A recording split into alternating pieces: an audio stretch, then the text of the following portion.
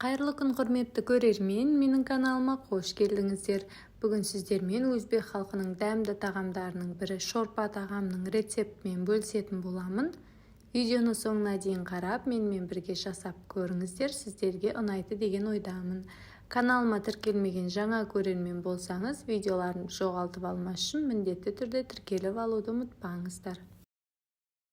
Ең алдымен қазанымызға салқын су құйып, міндетті түрде салқын су құямыз. Еттерімізді салып шығамыз. Сүйекпен салсаңыздар, сорпаға майы шығып, дәмі де өте керемет болып шығады. Бетін жауып, алғашқы көбігі шыққан кезінде міндетті түрде көбігін алып тастаймыз, және де қайтадан бетін жауып, 1 немесе 1,5 сағатта етіңіздің піскеніне қарай қайнататын боламыз. Етіміз қайнап піскенше әзірге көкөністерімізді дайындаймыз. Бізге алдымен пияз қажет болады. Менде кішігірім болғандықтан 2 пияз қолдандым. Егерде пиязыңыз үлкен болса, 1 пияз да жеткілікті.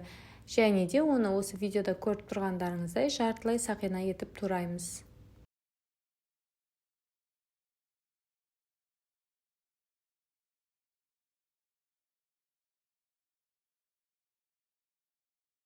Содан соң бізге сәбіз қажет болады. Бір сәбізді осылай 3 бөлікке бөлсеңіз де немесе ұзынырақ етіп 2 бөлікке бөліп, орташа көлемде осылай турап шығатын боламыз. Пышақпен турасаңыз да немесе әдемі көріну үшін осылай құралдардың көмегімен турап алсақ та болады. Сәбізді де мінекей осылай турап алдық.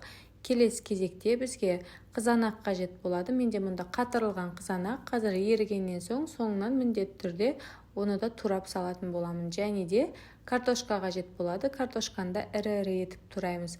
Қыздар, бұл тағамның бір ерекшелігі барлық қоспаларын үлкенірек, яғни ірі-ірі етіп турап шығамыз.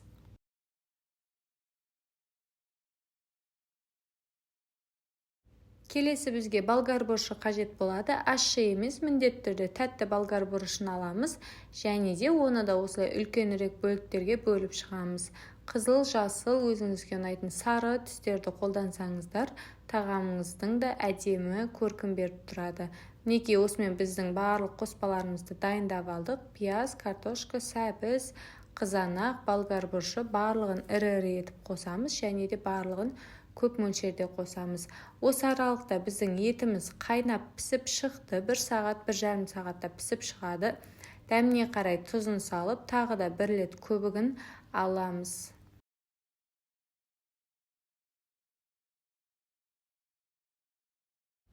Етіміз пісуге жақын болған аралықта пиязды саламыз, және де тағы да 10 минуттай қайнатып аламыз.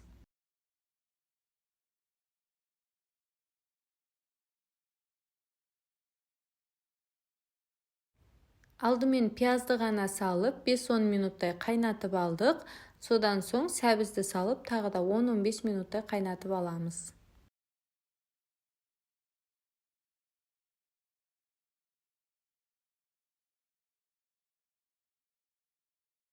Сәбіз қайнап жатқан кезде үстінен картошканы саламыз. Картошканы сәбізден кейін саламыз, өйткені картошкамыз езіліп кетеді. Сол үшін де сәбізіміз кішкене пісуге жақындағанда артынан картошканы салып, тағы да 10 минуттай қайнатамыз.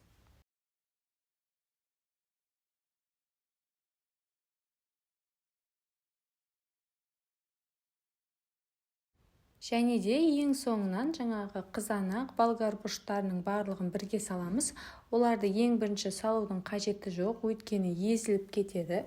Біздің бұл тағамымыздың ерекшеліктері барлық көкөністер ірі-ірі болып, езілмей, өте әдем болып пісіп шығады.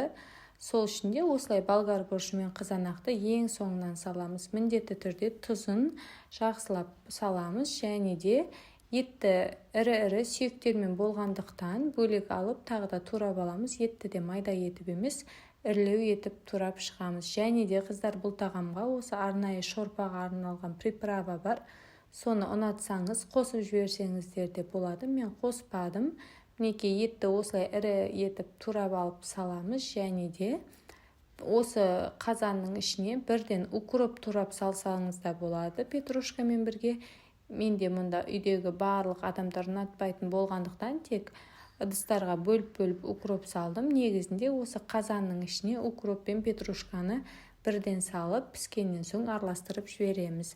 Мінекей осымен біздің тағамымыз дайын болды. Өте дәмді, ерекше дәмді болып шығады. Міндетті түрде осы рецептпен де жасап көріңіздер.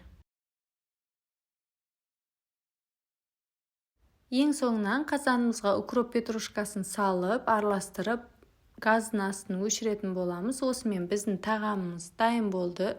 Өте ерекше дәмді, керемет болып шығады. Мен мұнда қазанның ішіне барлық укропты араластырмадым. Осылай әр адамға, ұнататын адамға бөлек-бөлек салып беретін боламын.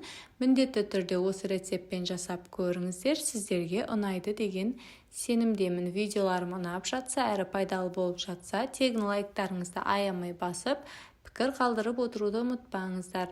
Баршаңызға көп-көп рахмет.